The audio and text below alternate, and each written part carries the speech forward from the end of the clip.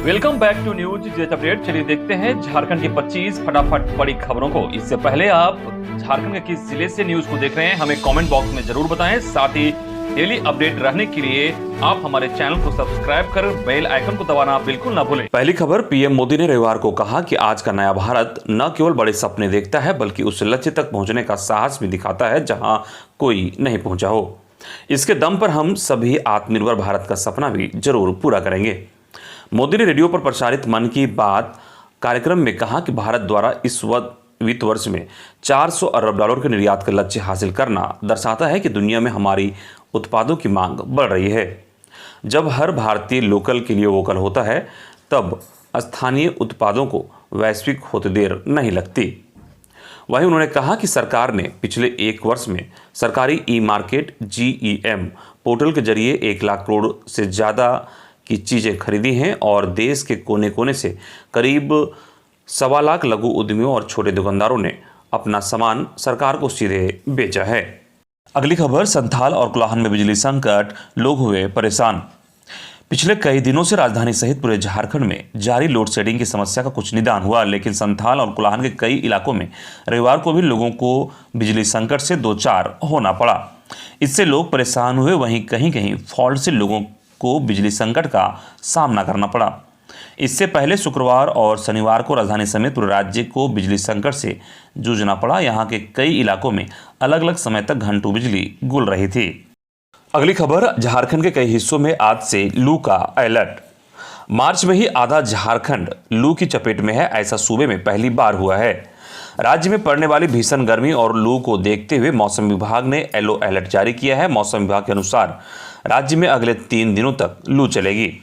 राज्य के 11 जिले 29 से 21 मार्च तक लू की चपेट में रहेगी। इसमें गढ़वा, पलामू, लातेहार, चतरा। मौसम विभाग ने गर्मी को लेकर चेतावनी और सुझाव जारी किया है। इसमें बच्चों और बुजुर्गों को विशेष रूप से धूप से बचने की सलाह दी गई है। विशेषकर पुरानी बीमारियों से पीड़ित लोगों को धूप और लू से बचने को कहा गया है। इस समय गर्मी की बीमारी के लक्षणों की आशंका बढ़ जाती है। डिग्री तक पहुंच जाएगा। साथ ही उन्होंने कहा कि लू से बचने के लिए लोगों को पर्याप्त मात्रा में पानी पीने, खुद को हाइड्रेट रखने, ORS, घर में बने पेय पदार्थ, लस्सी, नींबू पानी सहित अन्य चीजों का इस्तेमाल करने की भी सलाह दी है।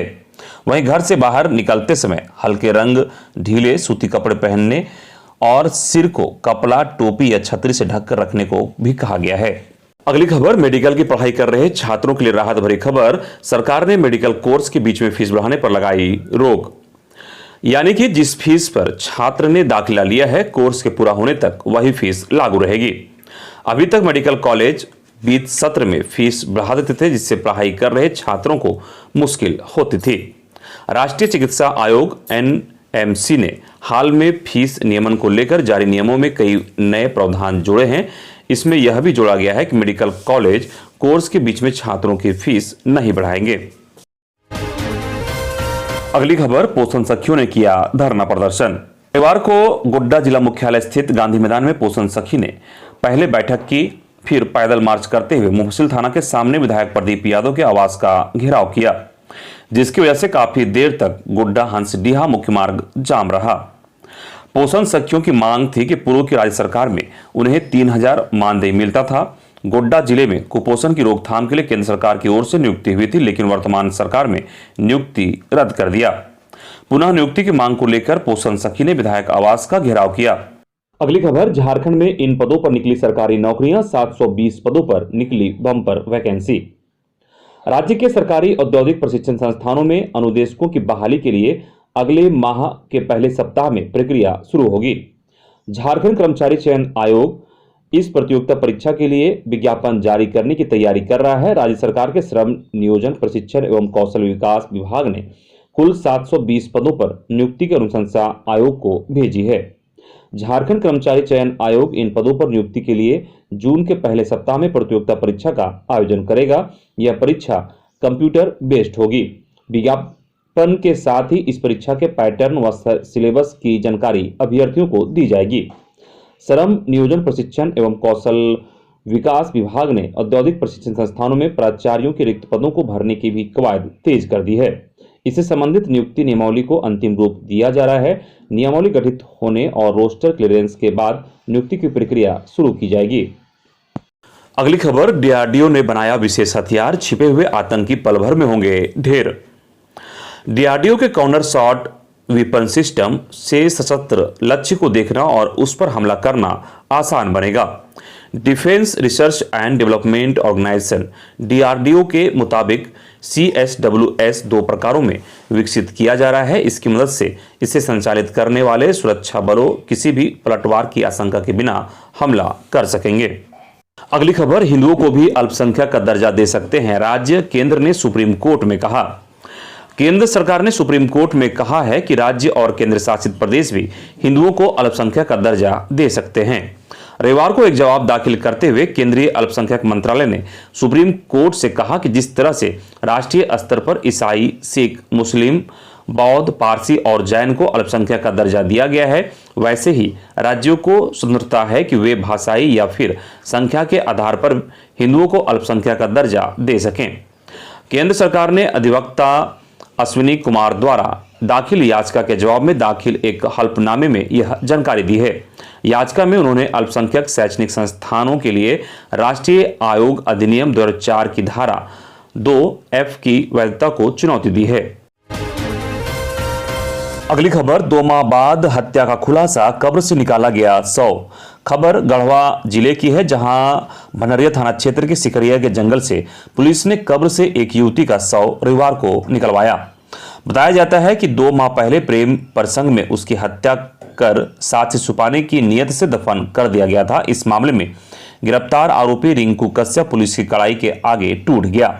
उसने पुलिस को युवती की हत्या करने के बारे में बता दिया।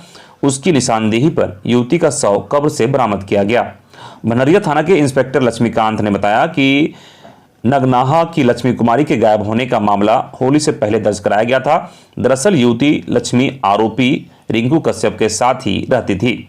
पुलिस ने केस दर्ज कर जांच शुरू की। उसी क्रम में पुलिस ने रिंकू कश्यप को हिरासत में लेकर पूछताछ की। पुलिस की कड़ाई के आगे वह टूट गया। अगली खबर, फिर बढ़ी पोस्ट मैट्रिक छात्रवृत्ति की आवेदन, 30 मार्च तक ई-कल्याण पोर्टल पर ऑनलाइन होगा आवेदन। अनुसूचित जनजाति, अनुसूचित जाति, अल्पसंख्यक एवं पिछड़ा वर्ग कल्याण विभाग ने ई-कल्याण पोर्टल पर पोस्ट मैट्रिक छात्रवृत्ति के लिए आवेदन करने और सत्यापन के लिए थोड़ा और समय दिया है। झारखंड और राज्य के बाहर मान्यता प्राप्त संस्थाओं में पोस्ट मैट्रिक के छात्र छात्राएं 2021-22 छात्रवृत्ति के लिए ऑनलाइन आवेदन कर सकते हैं। ई-कल्याण पोर्टल पर 30 मार्च 2022 तक का समय छात्रों को दिया गया है। अगली खबर, सीएम पर अभद्र टिप्पणी मामले में कांग्रेस नेता नन्हे सिंह गिरफ्तार। झारखंड के मुख्यमंत्री हेमंत सोरेन के खिलाफ सोशल मीडिया पर अभद्र टिप्पणी करना कांग्रेस नेता कुमार अभिषेक उर्फ नन्हे सिंह को महंगा पड़ गया। धनबाद सदर थाने की पुलिस ने रविवार 27 मार्च को नन्हे सिंह को गिरफ्तार कर जेल भेज दिया है। बताया जा रहा है कि इस मामले में जेएमएम के एक नेता नन्हे सिंह के खिलाफ धनबाद थाने में शिकायत की थी। सदर थाना के एसआई सालो हेम्ब्रम ने बताया कि मिली शिकायत के आधार पर नन्हे को धनबाद से गिरफ्तार किया गया है। सदर अस्पताल में कोरोना जांच कराने के बाद उन्हें जेल भेज दिया गया। बता दें कि नन्हे सिंह ने भाषा विवाद को लेकर मुख्यमंत्री के खिलाफ सोशल मीडिया पर अभद्र टिप्पणी की थी। अगली खबर, सांसद संजय सेठ और बाबूलाल मरांडी ने सरकार से की मांग, सरहुल व रामनवमी शोभा यात्रा के लिए अविलंब दें इजाजत। रामनवमी और सरहुल जैसे महापर्व के लिए शोभा यात्रा निकालने की इजाजत अब तक राज्य सरकार के स्तर से नहीं दी गई है। इस पर रांची सांसद संजय सेठ और पूर्व सीएम बाबूलाल मरांडी ने झारखंड सरकार को आड़े हाथों लिया। कहा कि सरहुल और रामनवमी यह दोनों ही त्योहार हिंदुओं और आदिवासियों के लिए अहम हैं। इन दोनों ही त्योहारों पर सरकार जुलूस निकालने की इजाजत नहीं दे रही है, जो बेहद दुर्भाग्यपूर्ण है। कोरोना के बाद जनजीवन धीरे धीरे सामान्य हो रहा है। सभी प्रकार के आयोजन हो रहे हैं, सभी तरह के उत्सव मनाए जा रहे हैं। बावजूद इसके राज्य सरकार को सरहुल और रामनवमी से ही आपत्ति है, जो यह बताता है कि यह सरकार अब तुष्टीकरण पर उतर आई है। सरकार को झारखंड के आदिवासी और सनातन संस्कृति और उसके मूल्यों और उनके त्योहारों से कोई वास्ता नहीं रह गया है। अगली खबर, झारखंड में मैथिली भाषा के आंदोलन को तेज करने को युवाओं की बढ़ाई जाएगी भागीदारी। मैथिली भाषा संघर्ष समिति झारखंड की एक बैठक रविवार को अशोकनगर कोऑपरेटिव सभागार में हुई। मैथिली भाषाओं की हुई इस राज्य स्तरीय बैठक की अध्यक्षता पूर्व क्षेत्रीय शिक्षा उपनिदेशक राघवेंद्र ठाकुर ने की। इस दौरान सभी वक्ताओं ने कहा कि मैथिली भाषा भाषी के आंदोलन को तेज करने के लिए पहले चरण में गुलाब फूल के साथ मांग पत्र देकर सफलता पाई। अब दूसरे चरण में हस्ताक्षर अभियान चलाया जाएगा। राज्य में मैथिली भाषा संघर्ष के लिए युवा वर्ग को जोड़ने पर विशेष विचार किया गया। बैठक में रांची नगर निगम के वार्ड पार्षद अरुण झा ने कहा कि अपने अपने क्षेत्र में सभी मैथिली भाषा भाषी संगठित होकर संघर्ष करें। इधर धनबाद में मगही भोजपुरी मैथिली संस्कृति बचाओ मंच ने विधायक राज सिन्हा का किया घेराव। मगही भोजपुरी मैथिली संस्कृति बचाओ मंच ने धनबाद विधायक राज सिन्हा का घेराव किया। मंच के कार्यकर्ताओं ने धनबाद विधायक का घेराव कर उन्हें ज्ञापन सौंपा। धनबाद बोकारो जिले से मगही भोजपुरी अंगिका भाषा को क्षेत्रीय भाषा से हटाए जाने के विरोध में किया गया। रविवार को पूर्व निर्धारित कार्यक्रम के तहत मगही भोजपुरी मैथिली संस्कृति बचाओ मंच के बैनर तले धनबाद के भाजपा विधायक राज सिन्हा का घेराव किया गया। इस कार्यक्रम में सैकड़ों महिला पुरुष शामिल थे। चुनाव के वक्त सरकार ने लोगों से वादा की थी कि 1932 का खतियान लागू करेंगे, 5 लाख लोगों को सरकारी नौकरी देंगे। नौकरी नहीं दे पाने पर बेरोजगार बीए पास को 5,000, एमए को 7,000 रुपया बेरोजगारी भत्ता देंगे। यही नहीं, सरकार ने यह भी कहा था कि अगर ऐसा नहीं कर सके तो वह राजनीति से संन्यास ले लेंगे, लेकिन ऐसा तो यह सरकार ने किया नहीं। इसलिए यह सरकार अब अपनी नाकामियों को छुपाने के लिए इस तरह के भावनात्मक मुद्दों को उभार रही है ताकि लोग आपस में लड़ते भिड़ते रहें। यह बातें विधायक राज सिन्हा ने मीडिया से कही। अगली खबर, मुख्यमंत्री नीतीश कुमार पर हमला, युवक ने की मुक्का मारने की कोशिश। बिहार के मुख्यमंत्री नीतीश कुमार पर बख्तियारपुर में हमला हुआ है। एक शख्स ने उनके ऊपर मुक्का चलाया, हालांकि सीएम को चोट नहीं लगी। पुलिस ने आरोपी को हिरासत में लेकर पूछताछ कर रही है। बताया जा रहा है कि युवक मानसिक रूप से विक्षिप्त है। सीएम अपने निजी कार्यक्रम के तहत बख्तियारपुर गए हुए थे। अगली खबर, बंधु तिर्की के लिए सोमवार का दिन आज खास होने वाला है। सीबीआई की विशेष अदालत उनके आय से अधिक संपत्ति के मामले में फैसला सुनाने वाली है। लगभग 6,28,698 रुपये अधिक अर्जित करने का आरोप है। बंधु तिर्की इस मामले में जेल जा चुके हैं और जमानत पर बाहर हैं। सीबीआई ने बंधु तिर्की के खिलाफ 11 अगस्त 2010 को आय से अधिक संपत्ति अर्जित करने के मामले में प्राथमिकी दर्ज की थी। अगली खबर, ललित अक्षर की आंधी में उड़ी मुंबई इंडियंस, दिल्ली कैपिटल्स की शानदार जीत। इंडियन प्रीमियर लीग में रविवार को पहला मुकाबला मुंबई इंडियंस व दिल्ली कैपिटल्स के बीच खेला गया। मुंबई इंडियंस ने ईशान किशन के 81 रनों की बदौलत 177 रन बनाए और दिल्ली को 178 रनों का लक्ष्य दिया। जवाब में खेलने उतरी दिल्ली की शुरुआत अच्छी नहीं रही और नियमित विकेट गिरते रहे। एक समय ऐसा भी आया जब दिल्ली 5 विकेट खोकर हार की कगार पर था, लेकिन अक्षर पटेल 38 रन और ललित यादव 48 रनों की धुआंधार पारी ने दिल्ली को जीत दिला दी। अगली खबर, आज और कल रहेगा भारत बंद, हड़ताल की पूर्व संध्या पर निकाला गया मशाल जुलूस। केंद्र सरकार के खिलाफ 4 लेबर कोड रद्द करने, आंगनबाड़ी सहिया, रसोईया और अन्य योजना कर्मियों को न्यूनतम मजदूरी 26,000 व सामाजिक सुरक्षा देने, पुरानी पेंशन बहाल करने, निजीकरण पर रोक लगाने आदि मांगों को लेकर सीटू सहित 11 ट्रेड यूनियनों और कर्मचारियों एवं मजदूरों के फेडरेशन के आह्वान पर आज और कल भारत बंद करने का फैसला लिया गया है। 2 दिवसीय हड़ताल को ऐतिहासिक बनाने को लेकर रविवार देर शाम श्रम कल्याण केंद्र से झंडा चौक तक मशाल जुलूस निकाला गया। जुलूस में मोदी सरकार मुर्दाबाद, निजीकरण बंद करो, महंगाई पर रोक लगाओ, पुरानी पेंशन लागू करो आदि नारे लगाए गए। वहीं देशव्यापी हड़ताल के समर्थन में अराजपत्रित कर्मचारी महासंघ भी उतरा। अगली खबर, पुरानी पेंशन स्कीम लागू करने वाला देश का तीसरा राज्य बनेगा झारखंड। पुरानी पेंशन लागू करने की घोषणा का झारखंड राज्य सरकारी कर्मचारी संघ द्वारा झारखंड सरकार को धन्यवाद दिया गया है। संघ के प्रदेश अध्यक्ष धर्म प्रकाश सिंह ने कहा कि झारखंड सरकार के बजट सत्र के दौरान झारखंड विधानसभा में मुख्यमंत्री हेमंत सोरेन के द्वारा प्रदेश के कर्मचारियों को आगामी बजट में नई पेंशन योजना एनपीएस को समाप्त कर पुनः पुरानी पेंशन योजना ओपीएस को लागू किए जाने की घोषणा की गई। यह उनके द्वारा अपनी चुनावी मुद्दों में घोषणा सत्र में सम्मानित की गई थी कि प्रदेश में हमारी सरकार आने के बाद हम कर्मचारियों को पुरानी पेंशन योजना बहाल करेंगे। अगर प्रदेश में योजना लागू होती है तो देश में राजस्थान, छत्तीसगढ़ के समान यह तीसरा राज्य होगा जहां राज्य सरकार के द्वारा अपने प्रदेश के कर्मचारियों को पुरानी पेंशन योजना का लाभ दी जाएगी। अगली खबर, 1 अप्रैल से तंबाकू उत्पाद बेचने के लिए वेंडर लाइसेंस लेना अनिवार्य, नहीं तो होगी कार्रवाई। झारखंड के सभी शहरी निकायों में आगामी 1 अप्रैल से तंबाकू उत्पादों को बेचने के लिए वेंडर लाइसेंस लेना अनिवार्य कर दिया गया है। नगर विकास विभाग के सचिव विनय कुमार चौबे ने इस बाबत एक अधिसूचना जारी कर दी है। विभागीय अधिसूचना के मुताबिक झारखंड नगर पालिका अधिनियम 2011 के प्रदत्त शक्तियों का प्रयोग करते हुए जनहित में अब किसी भी प्रकार के तंबाकू उत्पाद का विपणन, भंडारण, पैकिंग, प्रसंस्करण, सफाई, विनिर्माण के लिए लाइसेंस लेना अनिवार्य है। बिना लाइसेंस शहरी निकायों में बेचना दंडनीय अपराध है। बता दें कि उपयुक्त प्रावधान के तहत तंबाकू विक्रेताओं द्वारा लाइसेंस लेने के लिए शहरी निकायों में बड़े पैमाने पर आवेदन दिए जाएंगे।